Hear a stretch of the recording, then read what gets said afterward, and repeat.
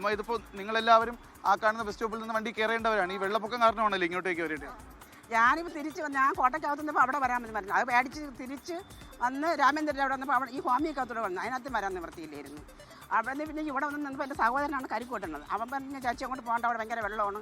ഞാൻ അവിടെ കുറേ നേരം നിന്ന് പിന്നെ പോകാതിരിക്കാൻ നിവൃത്തിയില്ലല്ലോ. ഇവിടെ വന്ന് ഇറങ്ങിയപ്പോൾ ഒരു പയ്യ യാതമ്മ പറ്റതായാലും നല്ലൊരു മോൻ പിടിച്ച് ഞങ്ങളെങ്ങനെ ആക്കി. അതുകൊണ്ട് ഇത് വല്ലാത്ത ഒരു എനിക്ക് എൻ്റെ ഇത്രയും പഴയനോടൊക്കെ ഞാൻ ആദ്യമായിട്ട് കാണണം ഈ വെള്ളം. പഴമയുടെ ക്ഷേത്രത്തിന് മുന്നിൽ അതെ. ഇതേപോലെ വെള്ളം പൊങ്ങുമായിരുന്നു ഇവിടെ അത്രയും. പക്ഷേ ഇത്രയും ഗതികെട്ട അവസ്ഥ വന്നത് ഇപ്പോഴാണ്. ഉന്മേഷ്, അത് തന്നെയാണ്. കാരണം ഈ തിരുവനന്തപുരം നഗരത്തിൻ്റെ ഏറ്റവും അധികം ജനത്തിരക്കുള്ള ഒരു സ്ഥലമെന്ന് പറയുന്നത് അത് ഈസ്റ്റ് ഫോർട്ടാണ്, പഴവങ്ങാടി ഭാഗമാണ്. പ്രത്യേകിച്ച് ഈ ഒരു സമയം എന്ന് പറയുന്നത് 4 മണി 4:30 എന്ന് പറയുമ്പോൾ ഓഫീസുകൾ വിട്ട് ഓരോരുത്തരും വീടുകളിലേക്ക് പോകുന്നതിന് വേണ്ടി ബസ് സ്റ്റോപ്പിലേക്ക് എത്തുന്ന സമയമാണ്. അപ്പോഴാണ് ഇവിടെ ഇത്രയും വലിയ തിരക്കിനിടയിലും വാഹനങ്ങളിൽ പോലും ആളുകൾക്ക് കയറാൻ സാധിക്കാത്ത തരത്തിൽ വെള്ളം പൊങ്ങിയിരിക്കുന്നത്. അതും ഇവിടെ ഇപ്പോൾ മഴയ്ക്ക് ഒരു ശമനം ഉണ്ടായിട്ട് ഏകദേശം അരമണിക്കൂർ കഴിഞ്ഞിരിക്കുകയാണ്. എന്നിട്ട് പോലും ഇത്രയും അധികം വെള്ളം ഇവിടെ ഇപ്പോഴും ഉണ്ട് എന്നുള്ളതാണ് എടുത്തു പറയേണ്ടത്. പലരും സ്വന്തം നിലയ്ക്കൊക്കെ തന്നെ ഈ മാലിന്യങ്ങൾ ഈ ഓടയിലേക്ക് ഈ വീണ്ടും മാലിന്യങ്ങൾ ഒഴുകിയെത്തി അവിടെ അടങ്ങിക്കൊണ്ട് ഒരു പ്രശ്നമുണ്ടാകാതിരിക്കാൻ സ്വന്തം നിലയ്ക്ക് ആളുകൾ ഇപ്പോഴും ഈ ഇവിടെ കെട്ടിക്കിടക്കുന്ന പ്ലാസ്റ്റിക് മാലിന്യങ്ങൾ, പ്രത്യേകിച്ച് ചാക്കുകൾ ഇവിടെ നിന്ന് മാറ്റുന്ന ഒരു സാഹചര്യമുണ്ട്. പക്ഷേ എടുത്തു പറയേണ്ടത്, നേരത്തെ പറഞ്ഞതുപോലെ ഇത്രയും വലിയൊരു വെള്ളക്കെട്ട് ഇവിടെ ഉണ്ടായി. അത് കഴിഞ്ഞ് മണിക്കൂറുകൾ പിന്നിട്ടിരിക്കുന്നു. മഴ തോർന്നിട്ട് തന്നെ ഏകദേശം അരമണിക്കൂർ കഴിഞ്ഞു. പക്ഷേ ഇതുവരെയും കോർപ്പറേഷൻ്റെ ഒരു ജീവനക്കാരെ പോലും നമുക്ക് ഈ ഭാഗങ്ങളിൽ കാണാനില്ല എന്നുള്ളതാണ്. ഇപ്പോഴും ഈ ഒരു മലിനജലം താണ്ടിയാണ് ഒരു അമ്മ ഇങ്ങോട്ട് വരുന്നത്. അമ്മ, ഇത് ഈ മഴയത്ത് ഈ ഒരു മാലിന്യം നിറങ്ങി വെള്ളത്തിൽ കൂടിയാണല്ലേ നടക്കേണ്ടി വരുന്നത്? എന്ത് ചെയ്യാൻ പറ്റും? ഫുൾ മാലിന്യമല്ലേ ഇത്? കുഴപ്പമില്ലാത്ത വെള്ളം, അഴുക്ക വെള്ളം. ഇത് അസുഖങ്ങൾ വരാൻ സാധ്യതയില്ലേ? നിങ്ങൾ ജോലി കഴിഞ്ഞ് വരണതല്ലേ? ജോലി കഴിഞ്ഞു. അപ്പോൾ വണ്ടിയിൽ കയറാനും പറ്റാത്ത അവസ്ഥയാണ്. വണ്ടി വെച്ചോണ്ടിരിക്കണേ. ശരി അമ്മ, യാത്ര ഇടകട്ടെ.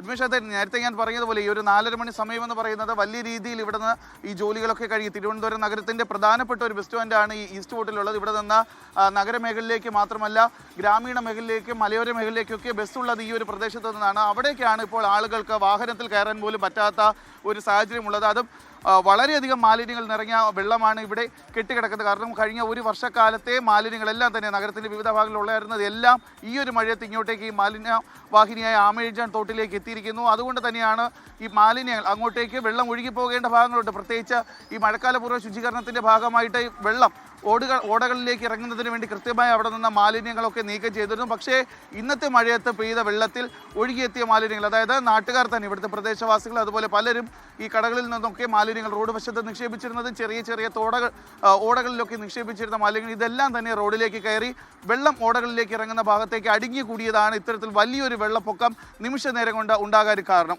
ഉന്മേഷ്, ഈ ജൂൺ മാസത്തിലേക്ക് കടക്കുകയാണ്. ഈ മഴക്കാല മുന്നൊരുക്കത്തിൻ്റെ ഭാഗമായി തദ്ദേശ സ്ഥാപനങ്ങൾ, കോർപ്പറേഷൻ ഉൾപ്പെടെ ഇത്തരത്തിൽ ഈ പ്രവർത്തികളൊക്കെ പൂർത്തീകരിക്കേണ്ട ഒരു കാലയളവ് കൂടിയാണല്ലോ. അതൊക്കെ ചെയ്തിരുന്നോ ജിബിൻ അവിടെ? ഉന്മേഷ്, മഴക്കാലപൂർവ്വ ശുചീകരണത്തിൻ്റെ ഭാഗമായിട്ടുള്ള പ്രാഥമിക നടപടികൾ കോർപ്പറേഷൻ്റെ ഭാഗത്തു നിന്നുണ്ടായിരുന്നു.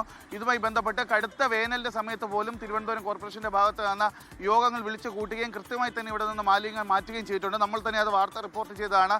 ഇവിടെ നിന്ന് ലോഡ് കണക്കിൽ മാലിന്യങ്ങളാണ് ഈ ചെറിയ ഓടകളിൽ നിന്ന് കയറ്റി ലോറികളിൽ കയറ്റി വിവിധ ഭാഗങ്ങളിലേക്ക് കൊണ്ടുപോവുകയും ചെയ്തു. പക്ഷേ അവിടെയും ചെറിയ പ്രശ്നങ്ങളുണ്ടായിരുന്നു. ചില ഭാഗങ്ങളിൽ ഈ ഓടകളിൽ നിന്ന് കോരിയ മാലിന്യങ്ങൾ ഈ ഓടയുടെ വശങ്ങളിൽ തന്നെ ഇട്ടിട്ടുണ്ടായിരുന്നു. ആ മാലിന്യങ്ങൾ കൂടി ഈ ഒരു ചെറിയ മഴയിൽ തന്നെ ഒഴുകി വീണ്ടും ഓടകളിലേക്ക് എത്തിയിട്ടുമുണ്ട്. അതാണ് നമ്മൾ ഈ കാണുന്നത്, ദൃശ്യങ്ങൾ കാണുന്ന പോലെ ചാക്കുകളാണ് ഇവിടെ പ്രധാനമായിട്ടുള്ള. ഈ ചാക്കുകളിലൊക്കെ മാലിന്യങ്ങൾ ഉണ്ടായിരുന്നു. ഇതെല്ലാം നിറഞ്ഞതായി തൊട്ട് താഴെയിട്ടാണ് ഈ ഓട വലിയ ആമേജാൻ തോടിൻ്റെ ഭാഗങ്ങളിലേക്ക്, ചെറിയ ഓടകളിലേക്ക് ഒഴുകി പോകുന്ന സ്ഥലങ്ങൾ. അതൊക്കെ തന്നെ ഇതുപോലുള്ള പല ഓവുകളും ഈ ഓടയുടെ പല ഭാഗങ്ങളുണ്ട്. പക്ഷേ അതെല്ലാം തന്നെ ഈ മാലിന്യം അവിടെ അടുങ്ങിക്കൂടി കിടക്കുന്നത് കൊണ്ടാണ് ഈ വെള്ളം പോകാത്തത്. ഇവിടെ നമുക്ക് ഈ ദൃശ്യം കാണാം. അതായത് വെള്ളം ഇപ്പോൾ ഈ ഓടയിലേക്ക് പോകാൻ ഈ റോഡിൻ്റെ വശത്ത് ഈ ഒരെണ്ണം മാത്രമാണ് തുറന്നു കിടക്കുന്നത്. മറ്റെല്ലാം തന്നെ മാലിന്യം കയറി പൂർണ്ണമായി അടങ്ങി കിടക്കേണ്ടത്. ആ ചേട്ടൻ അവിടെ നിന്ന് പ്ലാസ്റ്റിക് എടുത്തു കൂടിയാണ് ഇപ്പോൾ വെള്ളം ഈ ഓടയ്ക്കകത്തേക്ക് പോകുന്നത്. പക്ഷേ എടുത്തു പറയേണ്ട കാര്യം ഉന്മേഷ്, ഞാൻ നേരത്തെ പറയുന്നത്, അതായത് ഇത്രയും വലിയൊരു വെള്ളക്കെട്ട് ഇവിടെ ഉണ്ടായി. നഗരത്തിൻ്റെ ഹൃദയഭാഗത്ത് ഇത്രയും അധികം ആളുകൾ ഈ ഒരു സമയത്ത് തടിച്ചു കൂടുന്ന സമയത്ത് ഇത്രയും വലിയൊരു വെള്ളപ്പൊക്കമുണ്ടായി. പക്ഷേ കോർപ്പറേഷൻ്റെ ഭാഗത്ത് നിന്നോ ഇറിഗേഷൻ വകുപ്പിൻ്റെ ഭാഗത്തു നിന്നോ ഒന്നും തന്നെ യാതൊരുവിധ ജീവനക്കാരും ഇങ്ങോട്ടേക്ക് ഇതുവരെയും എത്തിയിട്ടില്ല. ഇവിടെ നിന്ന് ഈ മാലിന്യം നീക്കിക്കൊണ്ട് ഓടകളിലേക്ക് വീണ്ടും വെള്ളം ഇറങ്ങി പോകുന്നതിന് വേണ്ടിയിട്ടുള്ള കാര്യങ്ങൾ ചെയ്യുന്നതിന് പോലും ഇതുവരെയും ജീവനക്കാർ എത്തിയിട്ടില്ല എന്നുള്ളതാണ് എടുത്തു പറയേണ്ടത്. മഴ മാറി നിന്നിട്ട് തന്നെ ഇപ്പോൾ ഏകദേശം 1 മണിക്കൂറൊക്കെ പിന്നിട്ടിരിക്കുകയാണ്. ചേട്ടാ, ഈ വെള്ളമൊക്കെ ആദ്യമായിട്ടാണ് ഇവിടെ പൊങ്ങുന്നത്? ഇത്രയും അധികം വെള്ളം 10 വർഷം കൊണ്ട് ശല്യമില്ലാതെ ഇരുന്ന് കുഴപ്പമില്ലായിരുന്നു. ഓടയിലൊക്കെ പൊറ്റിയച്ച് റെഡിയാക്കി. ഇപ്പോൾ എന്നാണ് ഇത്രയും ദൂരം വന്നത്?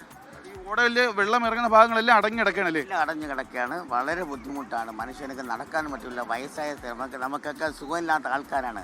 നമുക്ക് നടക്കാനും പറ്റില്ല, എടുക്കാനും പറ്റില്ല. വലിയ ഒരു ബുദ്ധിമുട്ടാണ്. ഒരുപാട് സാധനങ്ങൾ അങ്ങോട്ടും ഇങ്ങോട്ടും വെള്ളം എടുത്തുകൊണ്ട് പോയി നമുക്ക് അങ്ങോട്ടും ഇങ്ങോട്ടും വരാൻ കടക്കാരൊക്കെ ബുദ്ധിമുട്ടിലാണ്. ഒരുപാട് 100% ബുദ്ധിമുട്ടാണ്. നമ്മളെ കടക്കാരുടെയൊക്കെ തേങ്ങകളൊക്കെ അങ്ങോട്ട് എടുത്തിട്ട് പോയി സ്റ്റൂൾ എടുത്തുകൊണ്ട് പോയി ഇലകൾ എടുത്തുകൊണ്ട് പോയി വലിയ ഒരു വിഷമത്തിലാണ് നമ്മളിപ്പം. വൈകുന്നേരം വന്നപ്പോൾ വലിയ ഒരു വിഷമത്തിലാണ് നമ്മൾ. ഇങ്ങ് വരുമ്പോൾ നമ്മളെ കൊണ്ട് പിടിച്ച് നിൽക്കാൻ പറ്റില്ല. എനിക്ക് 63 വയസ്സായി.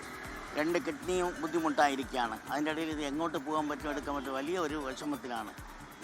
തന്നെയാണ്. ഈ റോഡിന്റെ ഈ വശങ്ങളിലൊക്കെ കടകളുണ്ടായിരുന്നു.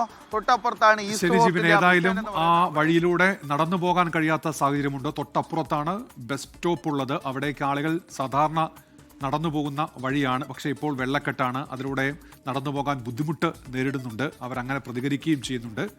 വെള്ളക്കെട്ട് അരമണിക്കൂറായിട്ടും അവിടെ തുടരുന്നു എന്നാണ് ഇപ്പോൾ ജിബിൻ JB റിപ്പോർട്ട് ചെയ്യുന്നത് തിരുവനന്തപുരത്ത് നിന്ന്.